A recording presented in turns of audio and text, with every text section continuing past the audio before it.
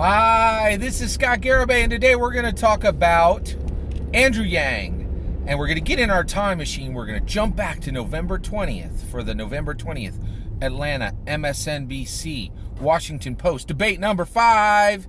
And we're going to look at an incredibly important element of that debate that we haven't really talked about in enough detail because it opens up a lot of cultural questions, right? And it's specific to the African American community, and it prompts some actions from Andrew Yang, and I think it prompts some reflection on what Andrew Yang is doing for the African American community and where he stands with his position and how he serves the African American community. So let's talk about this. All right. So what I really want to talk about today is the Tyler Perry Studio, Oprah Winfrey Soundstage, which is exactly where the November 20th Atlanta MSNBC Washington Post debate number 5 was held. And this location is incredibly important, and it really is important for us to stop and talk about this. This is really important. So first and foremost, there was a conversation that was really fascinating, and I've been involved in this conversation I've had people telling me things in this conversation for a long time. So I've been on the Republican side of the fence, and I'm now a registered Democrat. I'm on the Democrat side of the fence. I've voted for multiple Republican presidents, and I've voted for one Democrat president twice, right? Obama. I voted for Obama twice, right? And I also voted for H, and I voted for WW, and I voted for no. I voted for whoever ran against Bill Clinton in 96, and I can't remember now who it was, the Republican. All right, but let's talk about this. All right, so there's always a conversation, and this conversation was front and center at the November 20th Atlanta MSNBC Washington Post debate number 5. And the question was, what do Democrats do for African Americans, right? And also that prompts the question too. We're not having these questions asked because there are no Republican debates, right? But the question asks, what are Republicans doing for African Americans, right? It's a big question, right? And also, it also prompts the question, what is Andrew Yang doing for African Americans, right? So let's look at all of these in detail, right? So when I was on the Republican side, one thing that was said was, hey, Republicans were like, yeah, listen, we are not appreciated very much by African Americans, right? And we don't really have. It was acknowledged within the Republican Party that we were struggling to get African American goodwill, right? Like there were no Republicans that were confused on this point that we had, African American goodwill at the macro level. Republicans didn't years ago, right? And this is before Trump. This is all before Trump, okay? Because Trump changed the entire conversation. But one of the things that I was told when I was Republican, when this subject would come up, we would say, hey, what do we need to do to get the African American vote? What are we doing now to get the African American vote? How is our party viewed by African Americans? A talking point would come up all the time, and the talking point was, listen, the Dems have a lot more goodwill with African American voters than we do, but the African American voters are being tricked. The Democrats don't actually care about them. They are just showing up at election time and taking their votes, right? Well, guess what? Years later, I'm finding out there was a little bit of truth to that, right? And the reason we know there was a little bit of truth to that is Kamala Harris just said it on November 20th, right, at debate 5. She was like, hey, the Dems are taking black votes for granted, and you're showing up at our churches at election time, done, right? And where are you the rest of the time, right? And then Pete Buttigieg circled around, a very different Democrat than Kamala Harris, and said, yes, I co-sign this. Dems are taking African American votes for granted, right? And then showing up at election time and saying a couple speeches in their primary locations, and then where are they the rest of the time, right? So I hate, I'm not happy to hear this, but the reality is what the Republicans were saying 20 years ago turns out it was absolutely true, right? That the amount of goodwill the African American community has given to the Democrats has not been returned, right? There were multiple Dems that were completely co-signing a Republican point that's been said for 20, 30, 40, maybe even longer than that, right? And so that's sad and that's not good. That is really not ideal, right? Now, what have the Republicans done for African Americans, right? And all of this is coming from, and we're going to talk in detail about the Tyler Perry studio, Oprah Winfrey soundstage, right? Because this is all coming from that, right? The location of the debate prompts these questions, right? Or these questions to be re-examined, because these questions have been asked for decades, right? So what have the Republicans done for African Americans, right? And then what have Democrats done for African Americans? And this is important because we're coming up to an election, right? And we should know where the goodwill is for each party, right?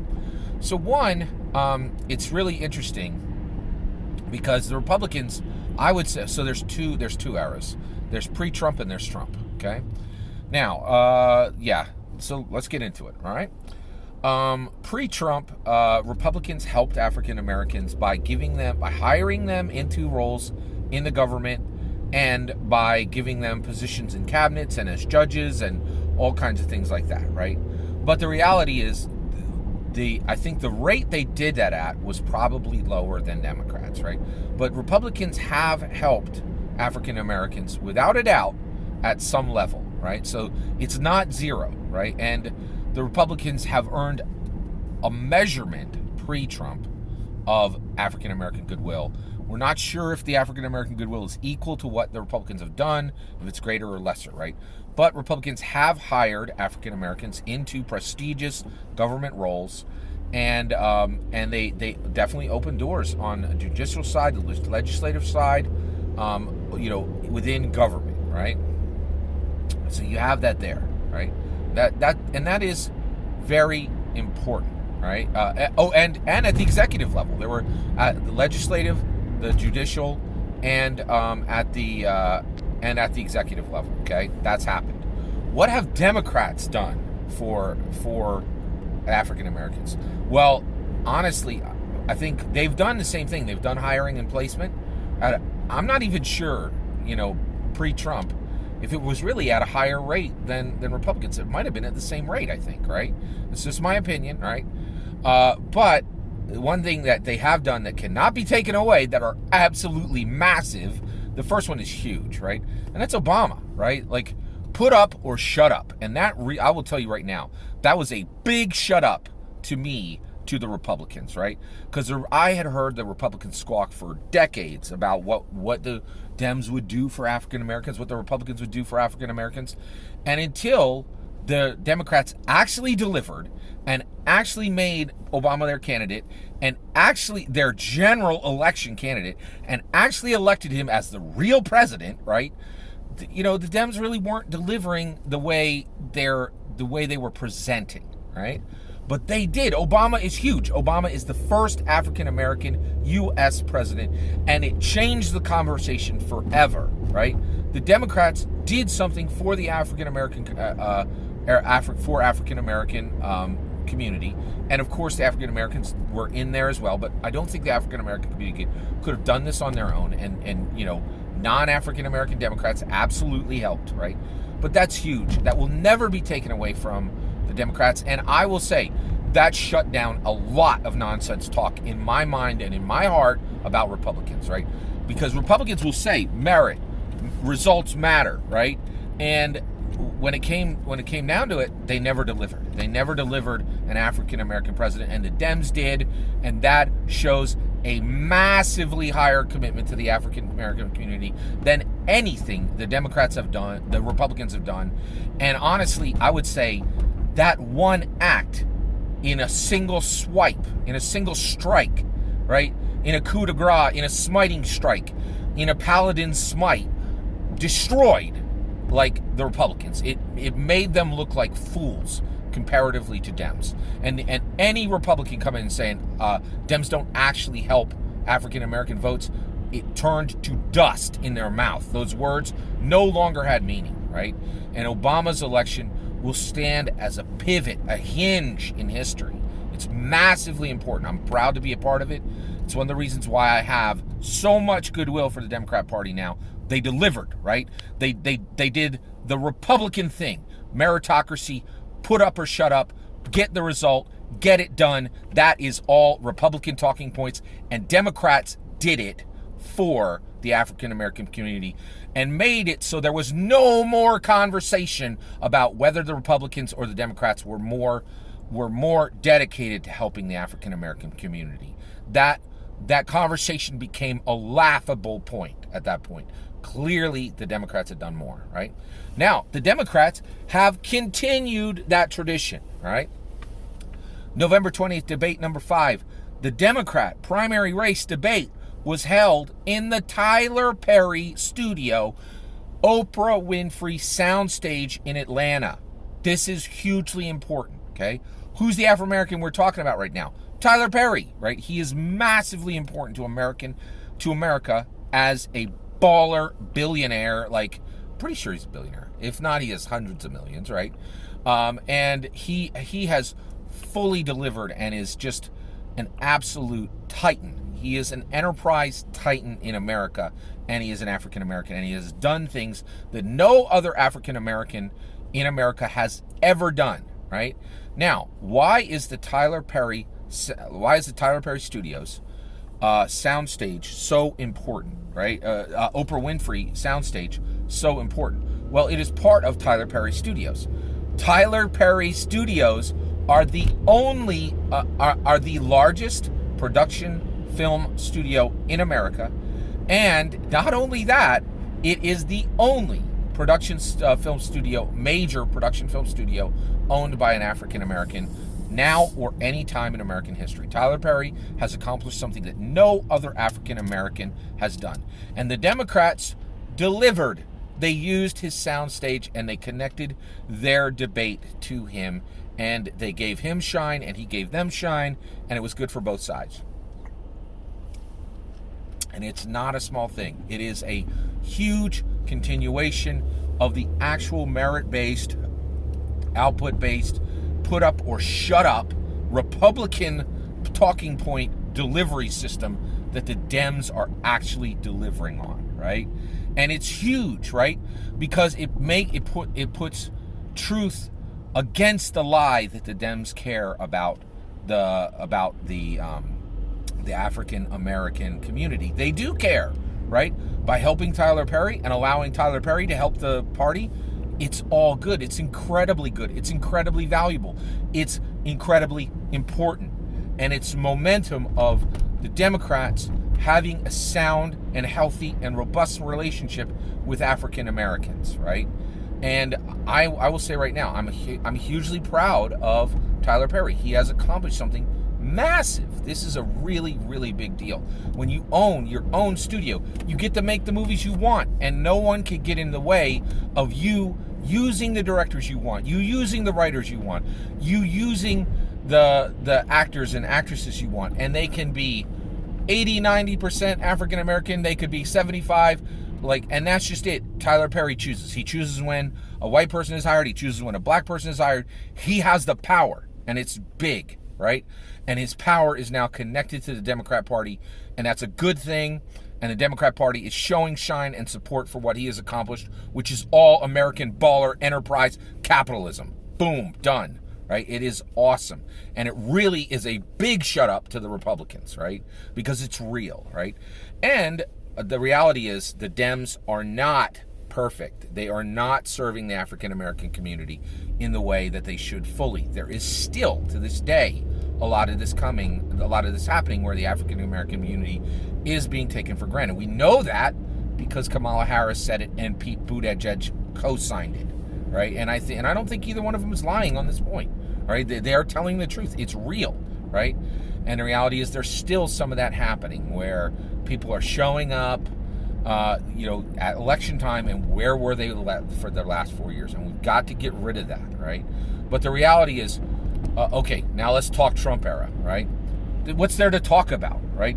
Trump's support of the African American community has been absolutely abysmal, right? He has been incredibly disrespectful to that community, and there's really nothing to debate. His support for the African American community is so shallow, right? It's a rain puddle that you splash in, and the water splashes up on your boots. It's nothing, right? Like it's more than nothing, but it's darn close to nothing, right? It is a rain puddle that will evaporate at high noon the next day, and it is abysmal, right? And I honestly think, Republicans have always struggled to build goodwill with the African American community, and they're way behind on the African American community, on building goodwill with the African community compared to Democrats, right? It's a huge problem for the Republicans, right? And they recognize it, and they're trying to get past it, right? But I'll tell you right now, Trump, what he has done has been so abysmal for the African American community that I honestly think we got a situation here where you're going to be looking at 30, 40, 50 years to repair the absolutely horrific treatment that Donald Trump has given to the African American community. It's just terrible, and I think it's going to take decades to fix what he's done, right? And so while there used to be a debate on who was before Obama, there was a debate on who was better for Democrats, who was better for African Americans, or was it the Dems or the Republicans? And I think it was close, right? I think Republicans sometimes really did do things that were better for the African American community than the Dems, and sometimes the Dems would spike up. But there was a debate. After Obama, that debate disappeared. Now, right? Now, with Trump, it's not even debatable. It's like Trump is so openly antagonistic to the African American community, in my opinion, that not only is there almost no goodwill within the African American community for Trump, it's going to take 30 or 40 years, 3 or 4 decades to fix what Trump's done. It's been abysmal.